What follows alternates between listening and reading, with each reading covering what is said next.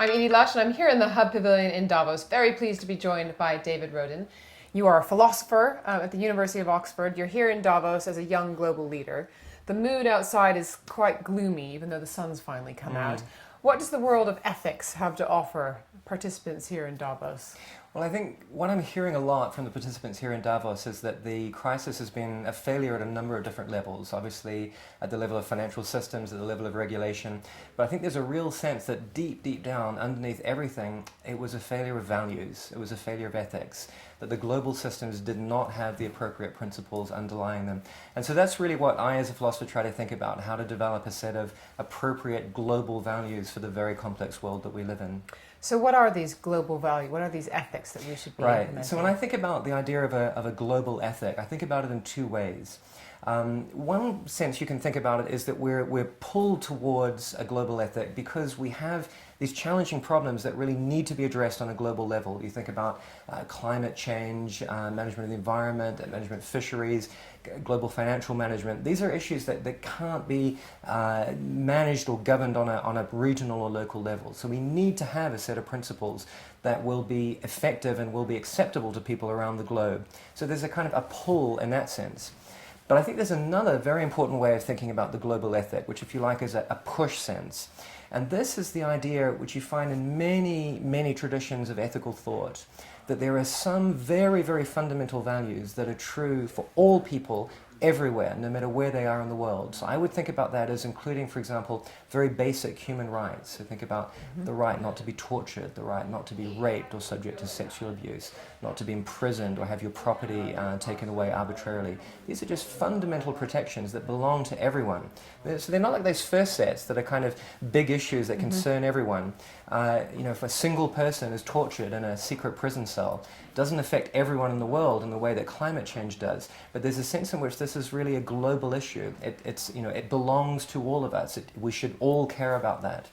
Those are very good ethical values, I suggest, but they aren't going to stop the financial crisis from happening again, because I didn't say that torture had anything to do with the banks not particularly caring about some of their customers. No, correct. But once you start thinking about things in terms of rights, you start getting very useful tools to think about ways to address some of these issues. So one of the things that we know about rights is that they provide certain kinds of protections to individual persons.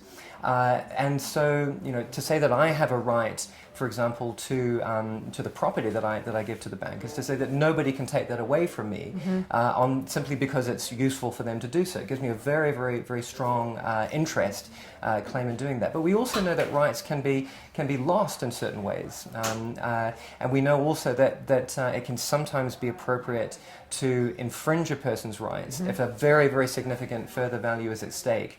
Now, what that helps you to do is, by building up a picture of these complex ways in which rights and interests can interact, is that you can start to come up with an idea of what an appropriate set of governance mechanisms would look like. So the example of torture is one very extreme example. But when you think about financial security, right, that's a much lower level right than the right not to be tortured, but it's a right nonetheless. And then you think about how to build up the appropriate protections for that within your global governance systems. Okay, if we go back to the torture, and I know that you do a lot of work with the military as well. Right. So how do you talk to the military about ethics and rights? Yeah, so this is a really fascinating example. So I do a lot of work with the British military, with the US Army, and what we're really seeing there is a collision between two value systems, if you like. So the traditional value system of the military, they've always had a very strong value system, but it's been around ideas such as honor, courage, fidelity to your comrades and so forth, getting the mission done. And what we've seen is a collision between that and these set of ideas around human rights.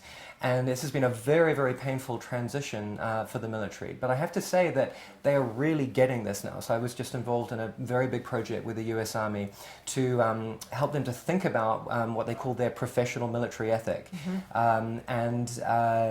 The astonishing thing for me is that they really get the importance of this. I mean, they're aware that they're in a world with several billion camera-enabled mobile phones. Right. When But abuse they still happens make with something, mistakes. they still make mistakes. There's no doubt about that, and it's a constant struggle.